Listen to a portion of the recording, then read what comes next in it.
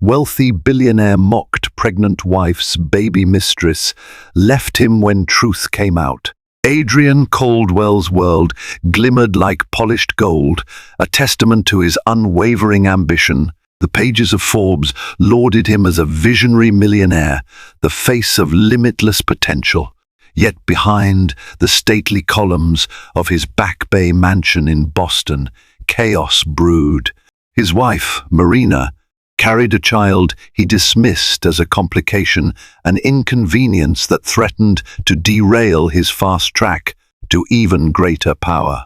One chilling autumn evening, he stood before a crackling fireplace, swirling his top-shelf whiskey, wholly unaware that his carefully curated existence was about to be shattered. Little did he know, the real test of character was lurking just around the corner. Adrian Caldwell was born into a world where dreams were never mere fantasies. They were blueprints waiting to be executed. His father, Winston Caldwell, presided over an expansive family conglomerate that had roots in construction, shipping, and early tech investments. Their name carried such weight around Boston that private clubs on Beacon Hill and invitations to black tie galas were merely formalities, guaranteed from birth. Their estate in Back Bay was a sprawling testament to old money and new ambition, a Georgian-style home overlooking the Charles River, complete with manicured hedges and a hand-carved marble staircase in the foyer. From a young age, Adrian was groomed for success. Winston enrolled him in the best private schools, Groton, then Phillips Exeter, before setting him loose at Harvard Business School, where he studied entrepreneurship and finance. His education was not just academic. Winston frequently took Adrian along to high-stakes meetings, teaching him to read the subtle cues of business negotiations. By the time Adrian was 25, he had launched Caldwell Innovations, a venture capital firm that specialized in funding cutting-edge biotech startups. Magazines like Bloomberg Businessweek and Forbes praised his daring approach to investment, and many believed that if anyone could surpass Winston's empire, it would be Adrian. But for all the polish and prestige, a subtle arrogance crept into Adrian's demeanor. He reveled in controlling people's destinies with the stroke of a pen or a signature on a contract. Wealth and power became the substance that fueled him. Rarely did he pause to reflect on whether these pursuits were hollow or whether deeper human connections were slipping through his grasp.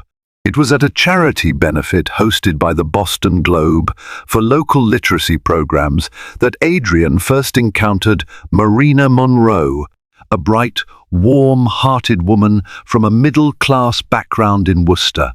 She had graduated from a modest state university and dedicated herself to educational outreach in underserved communities, focusing on early childhood reading programs. Her humility and genuine kindness captivated Adrian. Unlike the usual crowd of socialites and heiresses who frequented his orbit, Marina seemed grounded in a sense of purpose beyond wealth. Their courtship was swift and dramatic.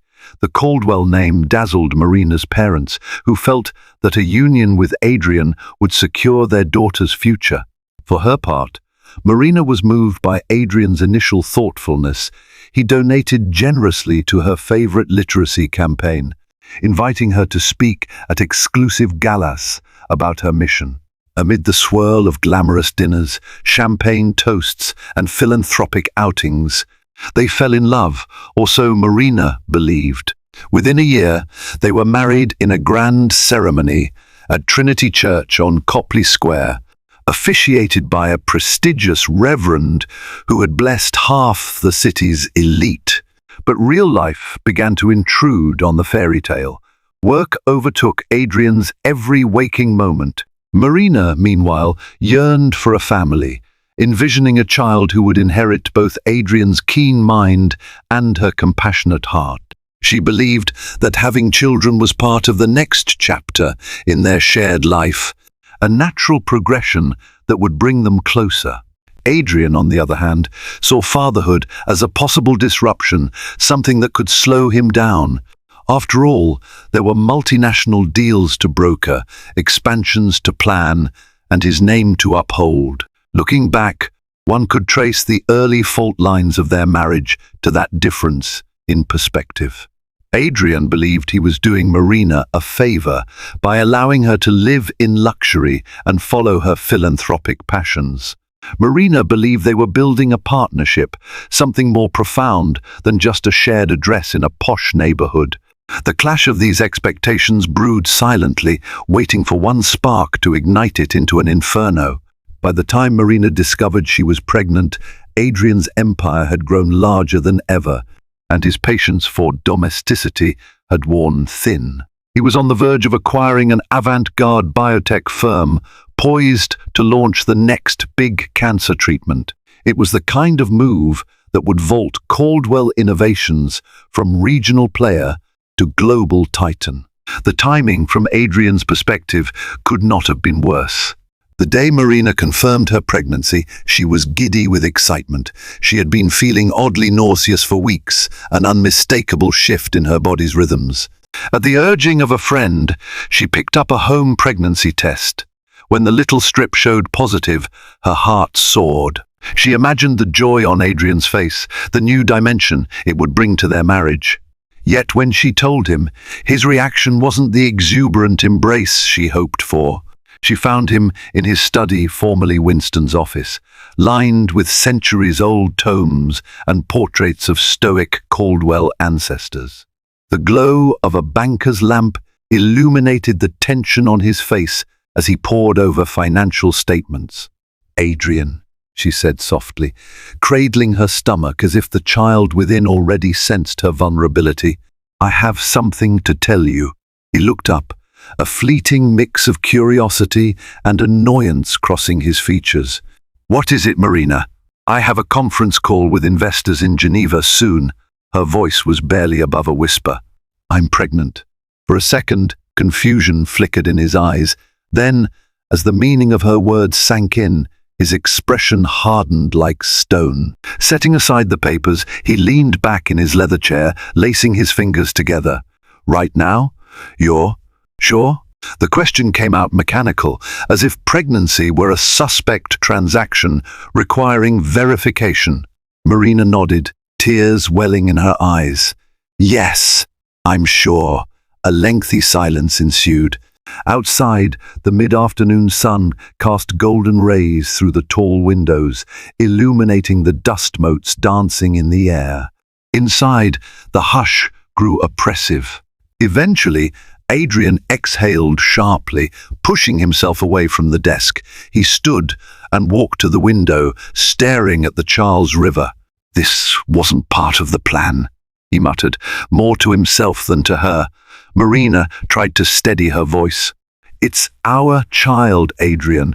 We've talked about having a family." He turned abruptly. "We talked about it, yes, but not now. My entire focus is on the biotech acquisition. Do you know how precarious this moment is for the company? For me?" In that instant, Marina felt the chilling recognition that she and the baby she carried were obstacles in Adrien's meticulously charted path. Something inside her wilted. She had hoped to share a life-altering piece of joy, only to face an echoing hollowness in return. She wanted to press him, to remind him that fatherhood was a responsibility, that the creation of a new life should transcend mere plans. But his face spoke volumes. It was as though her announcement had triggered only calculations in his mind, spreadsheets of potential distractions, intangible liabilities. Feeling tears threaten to fall, she nodded and silently left the room. As she closed the door behind her, she heard Adrien's phone buzz with an incoming call. Within minutes, the muffled sound of his voice filtered through the door as he switched back to business mode. For him, the problem was already shelved, at least for the moment. Marina retreated to the bedroom, where she curled up on the king-sized bed. The Boston skyline stretched beyond the window, lights blinking on as dusk approached. It felt as though the city was moving forward while her own future had become alarmingly uncertain. She cupped her belly, whispering small affirmations to the child she refused to see as a mistake or an inconvenience. In that moment, she vowed to love her baby fiercely, with or without Adrian's support. Adrian's cold response set the tone for the following months. Marina's pregnancy progressed, yet each milestone was tainted by his distance. Whether it was the first ultrasound or an appointment at Massachusetts General Hospital, where the doctor confirmed a strong fetal heartbeat, Adrien barely feigned interest. He would ask clinical questions: is everything normal? Or when is the due date?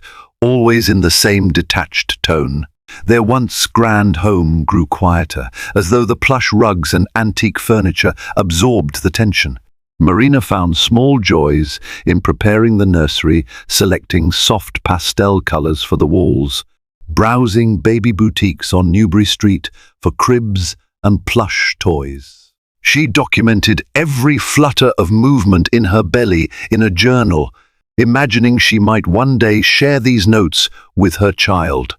Adrien, on the other hand, poured himself into work. He left early, often before Marina woke, and returned late, quietly letting himself into his study. When they did cross paths, their exchanges felt like negotiations rather than intimate conversations.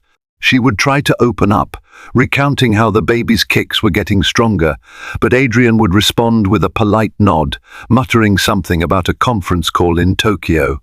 Some nights, he wouldn't come home at all, opting to stay at a luxury suite near his office in downtown Crossing. Marina told herself it was just the demands of the looming acquisition, that once the biotech deal was finalized, he'd rediscover his warmth. Yet, in her heart, a fear took root. She began to suspect that his absence involved more than just business. Whispers among the household staff hinted he wasn't always alone during these nights in the city. And indeed, lurking behind Adrian's professional veneer was Colette Chambers, a marketing director for one of the biotech startups Caldwell Innovations had acquired. With sharp wit and an eye for design, she had instantly caught Adrian's attention during a pitch meeting. In Colette, Adrien found a reflection of his own relentless ambition. She was unconstrained by moral qualms. If anything, she admired his power and wanted to harness it for her own gain. Their mutual attraction was sealed in the friction of late-night strategy sessions that morphed into something far more intimate. As days turned to weeks, Marina sensed the distance growing into an unbridgeable gulf. But her pregnancy also moved forward, unstoppable, each day bringing her closer to motherhood. She focused on self-care, gentle yoga sessions, prenatal vitamins, reading parenting books. Her volunteer work at a local literacy program became her emotional lifeline. Working with expectant mothers in poorer neighborhoods reminded her that resilience was possible, even in harsh circumstances. Yet a deep ache persisted. She felt alone, unmoored in a home that was supposed to be a sanctuary. The Caldwell name opened doors to the city's most exclusive events, but she found no comfort in them now. Even her in-laws Winston Caldwell and his wife, Rosalind, expressed only lukewarm sympathy. Winston, ever the stoic magnate, believed Adrian's reaction stemmed from understandable stress, while Rosalind gave vague reassurances that children just happen sometimes. It wasn't until the baby shower that the full brunt of Adrian's disdain for the pregnancy was put on public display. Marina hadn't wanted a large baby shower, but Rosalind insisted. The Caldwell family has a reputation for elegance, her mother-in-law proclaimed. We must celebrate this child in style. Thus, the house was transformed into a floral paradise on a crisp Saturday afternoon. Delicate arrangements of white roses adorned every table, and the air was filled with the scent of vanilla and cinnamon from the catered desserts. Friends of the Caldwell family arrived, many of whom Marina had only met briefly at fundraisers or black-tie dinners. She felt awkward, standing in the formal living room with a belly now visibly carrying 8 months of new life. Some guests approached with polite smiles, offering baby gifts wrapped in expensive paper. Others threw curious glances, as though trying to gauge if Adrien was truly ready for fatherhood. Adrien himself arrived late, dressed in a custom suit that hinted he had come directly from a business meeting. Whispers circulated. Some speculated about the biotech deal or his rumored dalliances. Others simply watched the tension between him and Marina. She approached him, trying to maintain composure, and whispered, "I'm glad you could come." He gave a curt nod and drifted to the bar, fixing himself a scotch. Several guests, including a few of Adrian's business associates, huddled near him. Marina overheard snatches of conversation. They joked about diaper duty, late nights, how fatherhood would hamper his edge. Adrien smirked in response, swirling the amber liquid in his glass. "It's just one of those things," he said loud enough for half the room to hear. "Marina wanted a baby. I guess we'll hire the best nanny money can buy." Laughter rippled among them, though a few people winced. One of his associates slapped his back, quipping, "Just make sure it doesn't ruin your productivity, Caldwell." More laughter followed. Marina stood at the other side of the room, feeling each word like a slap. She had invited a few friends from her literacy program. Some of them looked on in dismay, having heard Adrian's dismissive comments about the very child they were here to honor. The mood felt brittle, like a porcelain vase teetering on an edge. Steeling herself, Marina tried to salvage the event. She greeted each attendee, thanked them graciously for their presents and gifts, and led them through a series of baby shower games. But the radiant joy she had once envisioned for this day was absent. Instead, she found herself blinking back tears at every turn, hyper-aware of Adrian's sarcastic laughter echoing from behind. Eventually, as the guests began drifting home, Marina's best friend from the literacy center, Mia, came up to her. Mia placed a gentle hand on her shoulder.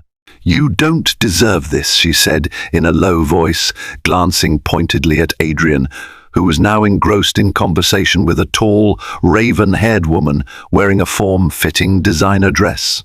Marina recognized her as Colette Chambers, the rumored mistress. Her heart twisted into a painful knot. Summoning her last remnants of dignity, Marina nodded. "I'll be all right," she managed. But inside, she felt a storm raging. When the final guest left, the floral arrangement seemed almost mocking symbols of a celebration turned sour. Adrien drained the last of his scotch and walked upstairs without a word. Marina sank into a chair, the baby shower gifts piled around her, unopened. Outside, the sun dipped below the Charles River, painting the sky in shades of orange and purple. She closed her eyes, silently promising her unborn child that they would be loved, no matter how cold Adrien remained. After the baby shower, Marina could no longer ignore the rumors about Adrien and Colette Chambers.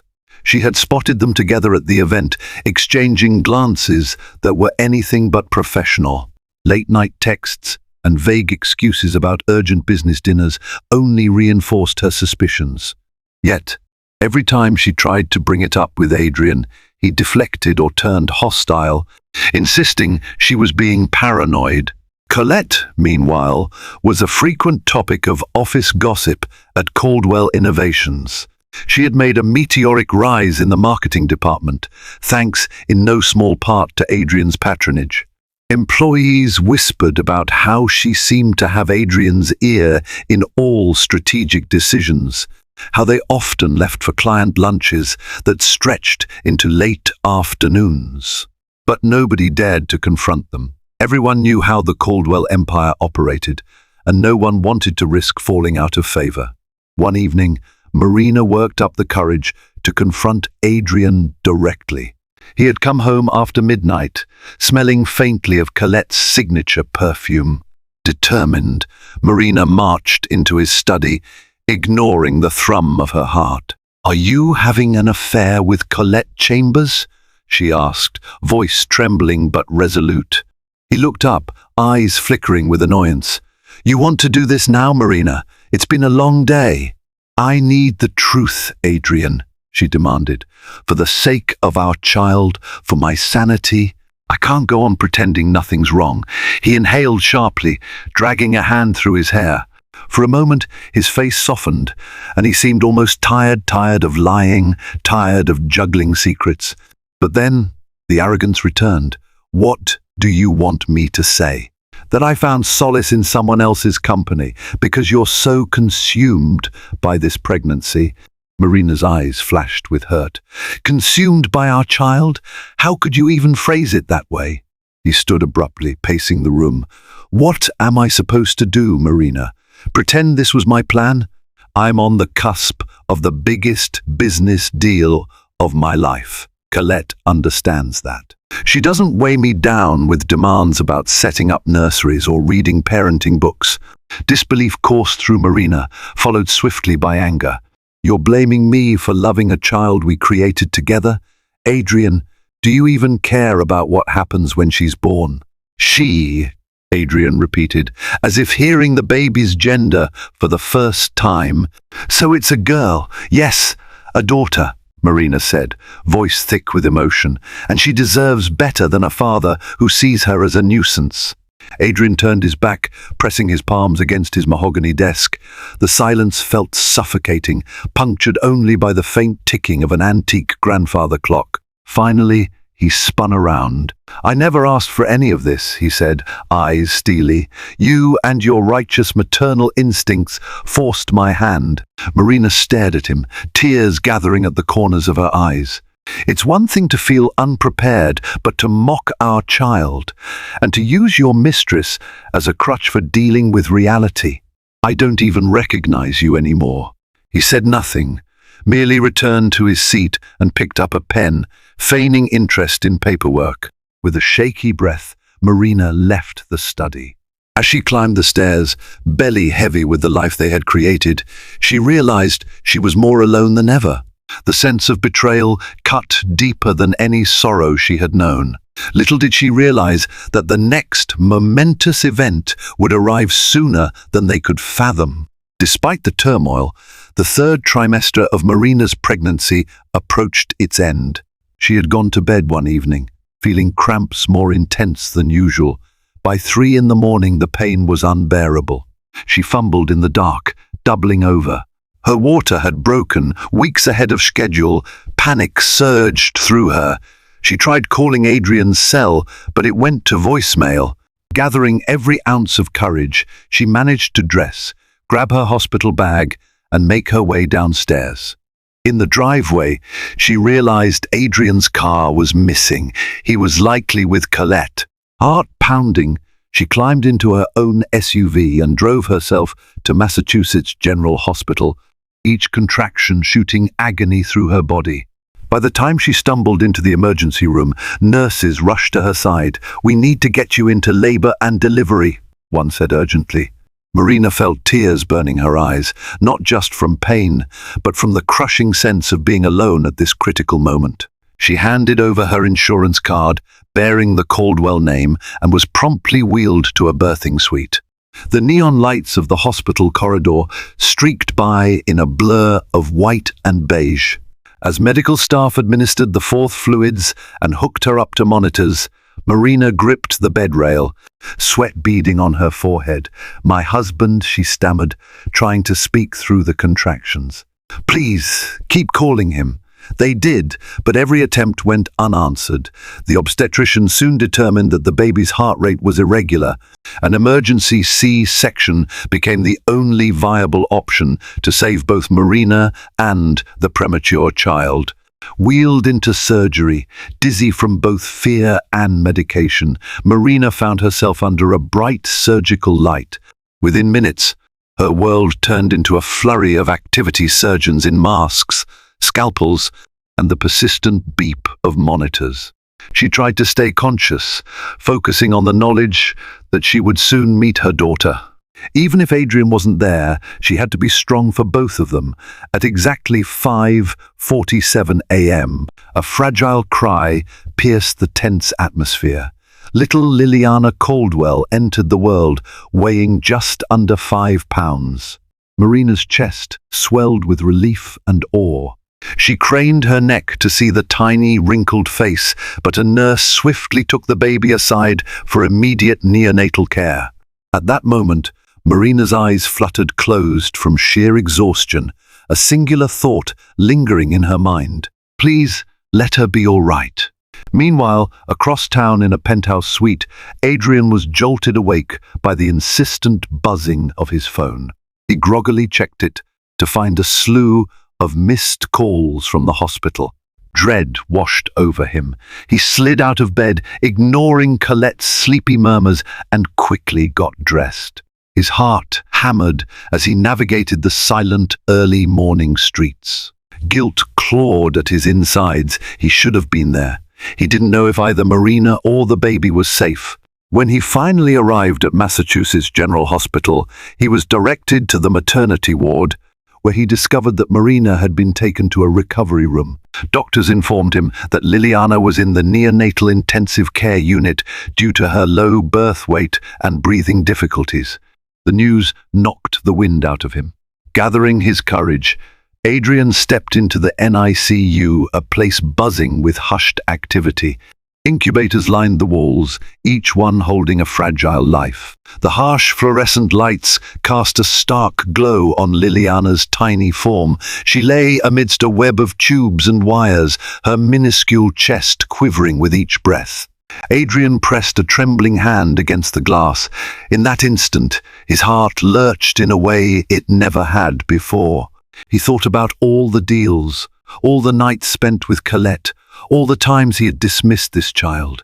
None of it mattered in the face of that frail little being struggling to live. Minutes later, he found Marina in a private recovery suite, pale and exhausted but conscious. She looked at him with an expression he couldn't decipher, a mixture of relief, sorrow, and resentment. Tears welled in her eyes, though she spoke calmly. "She's here, Liliana," she said, voice strained. "She's early, but she's fighting." Adrien stood at the foot of the hospital bed, shame burning through him. Words failed. He finally choked out, "I'm glad you're safe." But the sentiment felt feeble, hollow compared to the weight of his guilt. They didn't speak long. Marina, drained from surgery, drifted into a fitful sleep, leaving Adrien alone in the sterile hush of the hospital room. He stared at her, memories of every hurtful word echoing in his mind. For the first time in his life, the magnitude of what he'd done, what he might have lost, began to sink in. Over the next week, Liliana remained in the NICU. Marina spent her days in a wheelchair by the incubator, gently touching the small opening where she could place a finger against Liliana's palm. She sang lullabies under her breath, tears often slipping down her cheeks. The nurses offered encouragement, noting small improvements in Liliana's oxygen levels. Progress was incremental and uncertain, but each day brought a glimmer of hope. Adrien visited daily, though at first he lingered on the periphery, unsure how to engage. He watched Marina stroke their daughter's tiny fingers, listened to the monitor's beep, and felt an unfamiliar tightness in his chest. Guilt mixed with protective instinct, swirling into a confusing maelstrom of emotions. Meanwhile, Colette found herself increasingly sidelined. Adrien cancelled their usual dinners and strategy sessions, citing family obligations. She tried to call and text, but his responses were terse. At first, she assumed it was temporary, that once Liliana stabilized, Adrien would revert to his old ways. But something fundamental had shifted. Adrien began delegating more of his tasks, spending longer hours at the hospital. When Colette cornered him in the Caldwell Innovations office one afternoon, he cut her off. "This isn't the time," he snapped, gathering files from his desk. "My daughter's in the NICU, and that's my priority." Her eyes flared in anger. "We had plans, Adrien." Don't let a newborn derail everything we've worked for. He straightened. That's not your concern. With that, he left, leaving Colette seething. Back at the hospital, the staff recognized Adrian's name from the Boston Globe and Forbes. Some were openly starstruck, others offered polite but pointed remarks about the responsibilities of fatherhood. One nurse, whose dedication to neonatal care was evident in her gentle manner, approached Adrien after she noticed him hesitate at Liliana's incubator. "She can feel your presence," the nurse said kindly. "Would you like to touch her hand?" Adrien paused, glancing at the array of tubes. "Is it safe?" His voice was uncharacteristically small. She nodded with a reassuring smile. "Yes, just be gentle." Carefully, Adrien reached into the incubator, resting his fingertip against Liliana's impossibly tiny palm. She grasped it with surprising strength, her eyes fluttering behind translucent lids. The moment sent a jolt through Adrian's entire being, as though an invisible barrier around his heart cracked. He felt tears prickle at the corners of his eyes, tears he had never shed, not even when his father had nearly disowned him for a bad business decision years ago. When he looked up, he saw Marina watching him, their gazes locked for a moment, steeped in unresolved pain and tenuous hope. She gave him a small nod, perhaps acknowledging that this was a start, a shaky, uncertain start, but a start nonetheless. With Liliana's condition slowly stabilizing, Marina was discharged from the hospital, though the baby would remain in the NICU until she gained enough weight. The Caldwell residence felt hollow to her without Liliana's presence. She set up a small corner in the nursery to pump breast milk, determined to provide for her child in any way she could. Adrien tried to bridge the emotional gap at home. He offered to drive her to the hospital each morning, to accompany her during late-night visits when the NICU was quieter. One evening, they returned from the hospital and found themselves in the living room, a place that had once hosted lavish parties. Now, it echoed with silence. Marina perched on a sofa, exhausted. Adrien sat down beside her, leaving a careful gap. The hush between them was heavy. At last, Marina spoke. "Where do we stand, Adrien? What happens after Liliana is out of the hospital?" He exhaled, running a hand through his hair. "I don't know. I want to do right by her." Her voice cracked. "Do you want to do right by me?" For a moment, he looked genuinely wounded. "I'm trying, Marina." Tears glistened in her eyes. "You humiliated me at the baby shower, mocked our child, slept with another woman. Do you realize the damage you've done?" A simple apology can't fix everything. Guilt shadowed his face. "I never meant to hurt you. I was weak, selfish." She let the words hang. "Adrien, don't you see that the wealth and power you cling to are meaningless if you lose your family?" He stared at the floor. "I know I've been selfish. I was terrified of losing control, of letting anything get in the way of my ambitions. But seeing Liliana in that incubator, it changed me." Marina studied him, cautious but hopeful. "I want to believe that. But it's going to take more than just words." In that moment, Adrien felt a clarity he had never experienced. He realized that for all his supposed brilliance and success, he had been woefully ignorant about what truly mattered. "I'll prove it," he said softly, "however long it takes." A faint resolve flickered in Marina's eyes. "For Liliana's sake, I hope you mean that." The next day, while Adrien was in his office, Colette barged in unannounced. Furious, she accused him of leading her on. She sneered at his newfound paternal instincts. "You're going to throw away everything for a baby you didn't even want?" she spat. Adrien's jaw tightened. "That child is fighting for her life in the NICU, and she's my daughter. You wouldn't understand." Colette let out a bitter laugh. "No, because I'm not foolish enough to let biology derail my career." He turned away, disgust evident on his face. "This conversation is over, Colette. Do what you need to do, but stay out of my personal affairs." She stormed out, leaving Adrien with a hollowness in his chest. For all that Colette represented the freedom, the ambition, the unrepentant lust for success, he now saw how empty it was compared to the love he glimpsed in Liliana's tiny fingers. Liliana's health improved steadily. The nurses taught Marina and Adrien how to feed her carefully, how to monitor her vitals. Each day, the weight on Adrien's chest lifted a fraction as his daughter grew stronger, her cheeks filling out, her cries gaining volume. The day the doctors finally cleared Liliana to go home was bright and cool. Marina insisted on picking out a soft pink blanket for her daughter's first ride in the car seat. When they arrived at the Caldwell mansion, staff lined up to welcome the newborn. Though some seemed genuinely excited, others merely offered stiff pleasantries, aware of the tension that had enveloped the household. Adrien carried Liliana inside, carefully cradling her head as Marina followed. An uneasy sense of optimism filled the air. That night, after feeding Liliana, the couple gazed at their sleeping daughter in her crib. It was the first time in weeks that they felt something akin to harmony. Adrien gently reached for Marina's hand. She allowed it, though her body remained rigid. "I've asked Colette to leave the company," he confessed, keeping his voice low so as not to disturb Liliana.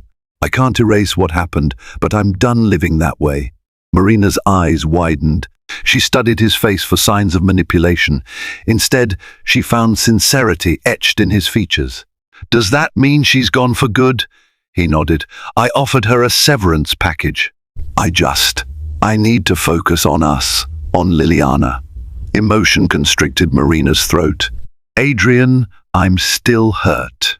But if you truly want to change, if you can truly be there for Liliana, I won't shut you out." They stood there in mutual understanding, neither of them fully healed, but willing to attempt a new beginning.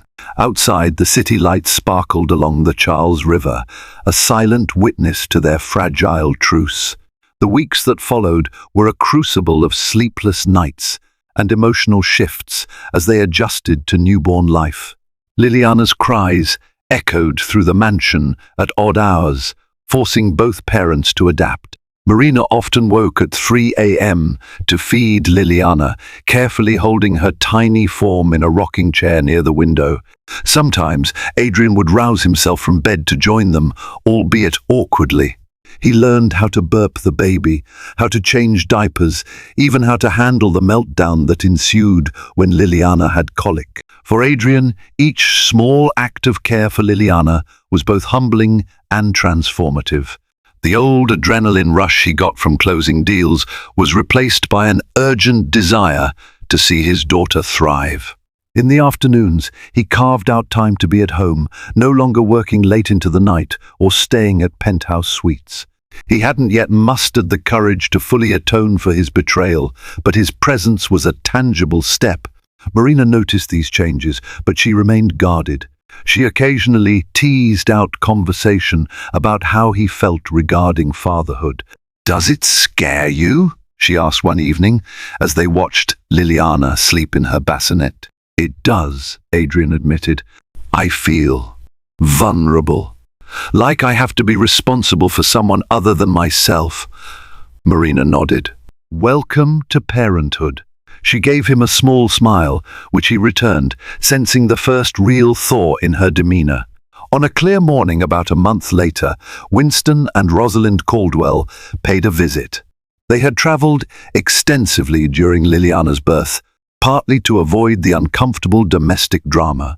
Winston, standing tall in a tailored suit, looked at his granddaughter with an inscrutable expression. Rosalind cooed at Liliana, exclaiming over her tiny features. Winston pulled Adrien aside. "Your mother is relieved to see the baby healthy," he said, clearing his throat. "As am I." Adrien hesitated. Reading the subtext, Winston was offering a paternal olive branch. "Thank you," he replied. Winston's voice grew softer. I know we've emphasized the importance of the business your whole life, but family. It's not something you can always schedule or control, Adrian. Adrian studied his father's lined face, recalling how Winston had once threatened to disown him over a failed venture in his early 20s. Yet here he stood, acknowledging the importance of Liliana's life. "I'm beginning to understand that," Adrian said. Behind them, Marina offered Rosalind a seat, valiantly trying to bridge the gap between the baby's maternal grandparents, who were unable to travel from Worcester that weekend, and the Caldwell clan. She caught Adrian's eye from across the room, and for a fleeting instant they shared a look of mutual relief. Trust, once shattered, demands consistent effort to rebuild. Marina suggested they attend couples counseling, a notion that would have horrified Adrian before Liliana's birth. To her surprise, he agreed. They found a discreet therapist in the Beacon Hill neighborhood, someone versed in guiding high-profile clients through marital rifts. At first, their sessions were tense. Adrian balked at discussing his feelings in front of a stranger, while Marina struggled not to let anger overcome her every word. But slowly, the therapist helped them dissect the underlying issues: Adrian's fear of losing control, Marina's sense of abandonment, the role each played in enabling destructive patterns. Simultaneously, Adrian surprised Marina by supporting her philanthropic work. He personally donated more funds to the literacy center, where she volunteered, even arranging for a donation drive that included baby supplies for underprivileged mothers. Initially, Marina was skeptical of the gesture, suspecting it was a mere PR move. But when Adrian attended the center's open house and spent time talking to families, she glimpsed sincerity. Still, Colette's shadow lingered. Rumors circulated that she was threatening legal action for wrongful termination. Marina braced herself for a public scandal, but none materialized.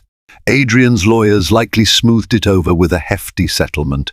When she inquired about it, Adrian was forthright. "I paid her to leave quietly," he said without shame. "It's the least I could do for the trouble I caused."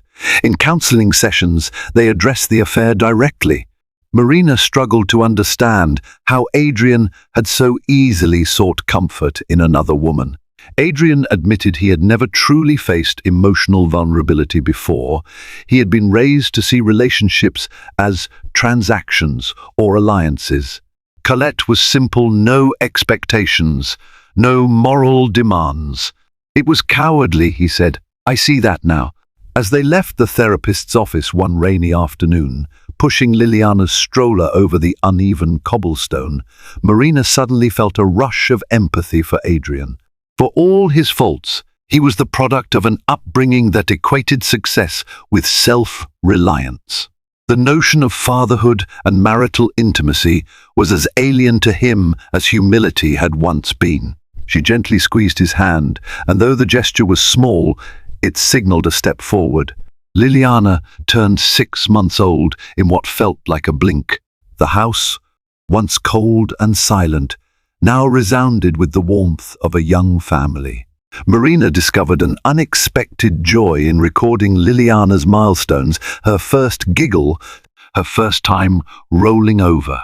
Adrien found himself checking his phone less and less during these moments, increasingly captivated by each new expression on his daughter's face.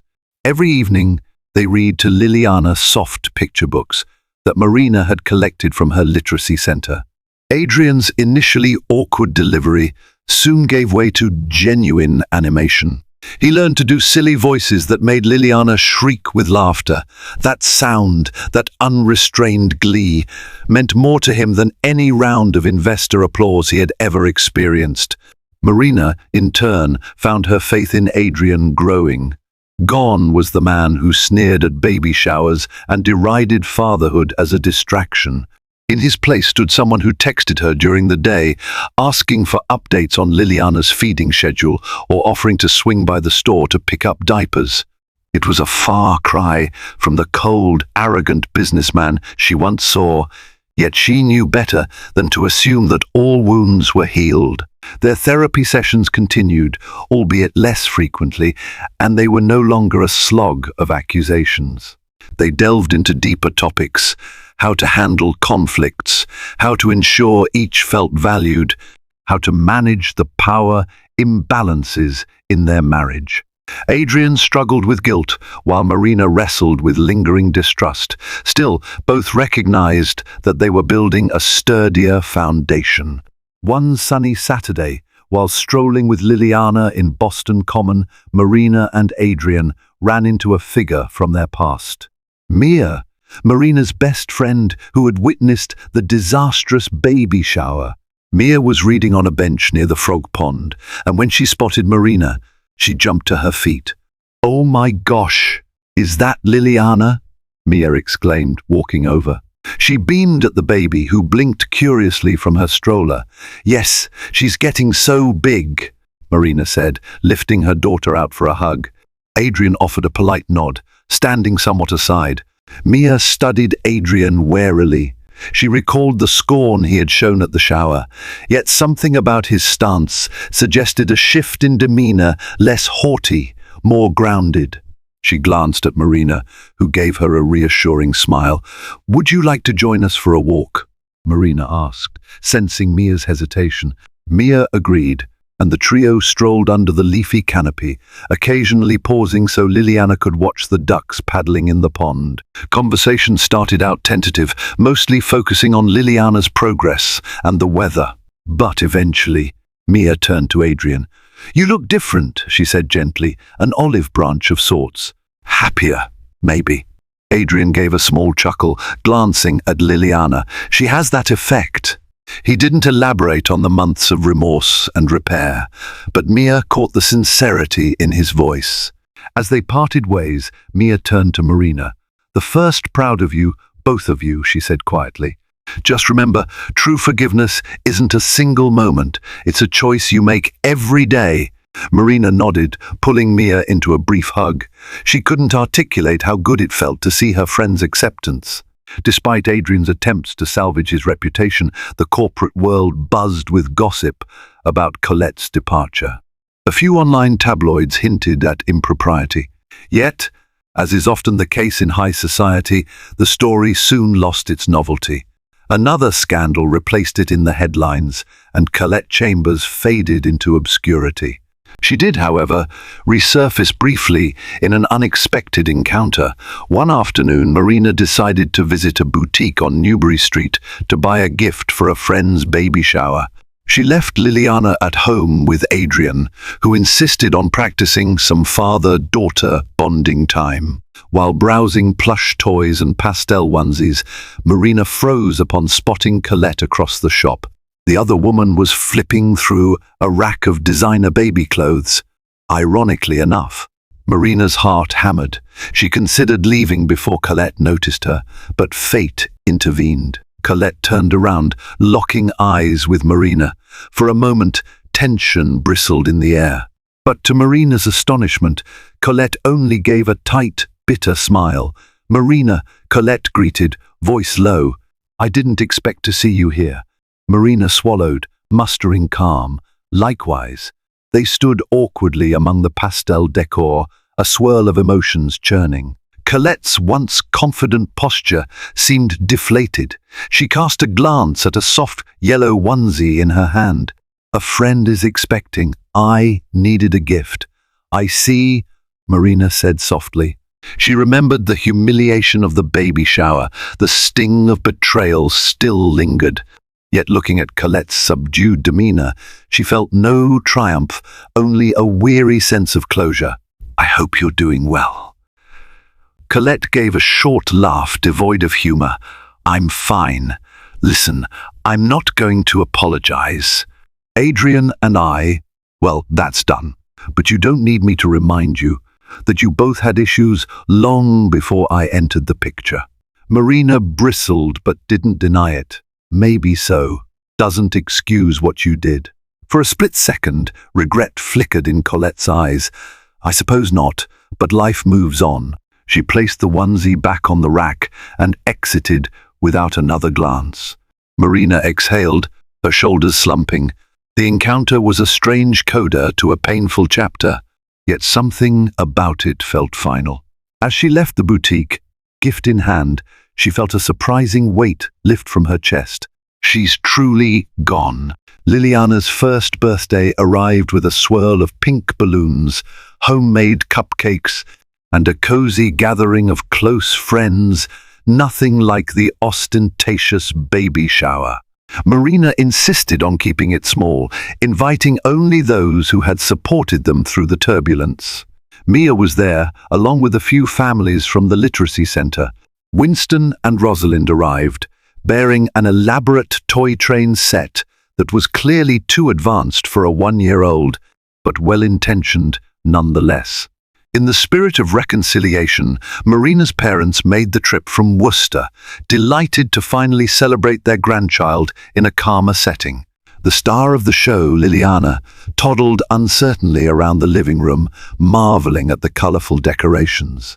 She had grown into a rosy-cheeked toddler, her hair forming soft curls at the nape of her neck. Adrien played the role of an attentive father, crouching beside Liliana as she attempted to smash her birthday cupcake.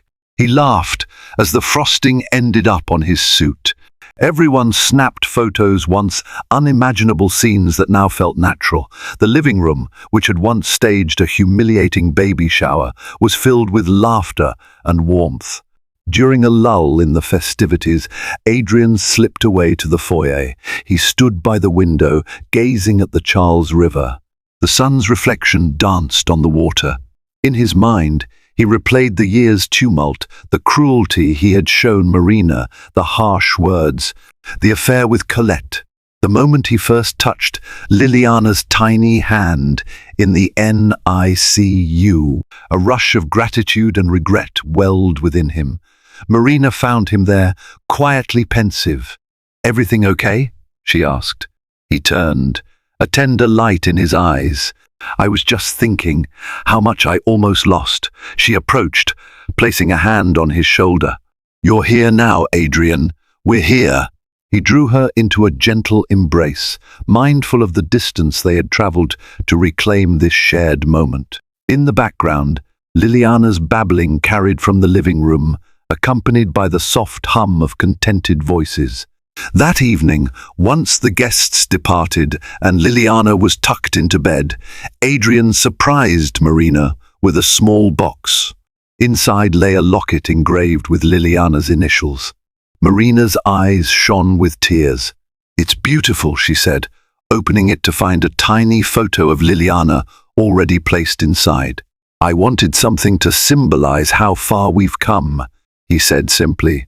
Marina leaned in, allowing him to clasp the locket around her neck. For the first time since Liliana's birth, she felt a tender spark for Adrien, an ember of love that had been battered but not extinguished. As Liliana entered toddlerhood, Marina began to revive her old passions with renewed vigor. She collaborated with the Literacy Center to create specialized programs for mothers and young children, drawing on her own experiences. Adrien supported her endeavors, occasionally speaking at fundraisers to leverage the Caldwell name for good. Professionally, Adrien restructured Caldwell Innovations. He delegated more responsibilities to his executive team, enabling him to maintain a healthier work-life balance. At first, investors expressed anxiety, but the firm held steady. New acquisitions proceeded smoothly, and Adrien's second-in-command, a sharp but empathetic coup, handled daily operations with finesse. Marina and Adrien continued therapy, no longer in crisis mode but committed to nurturing a healthier partnership. They addressed lingering issues of trust, jealousy, and control. The arguments they did have were more constructive, grounded in mutual respect rather than derision.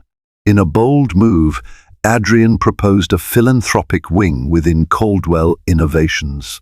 They announced the Caldwell Family Initiative for Women and Children's Health, partnering with Massachusetts General Hospital to support neonatal care.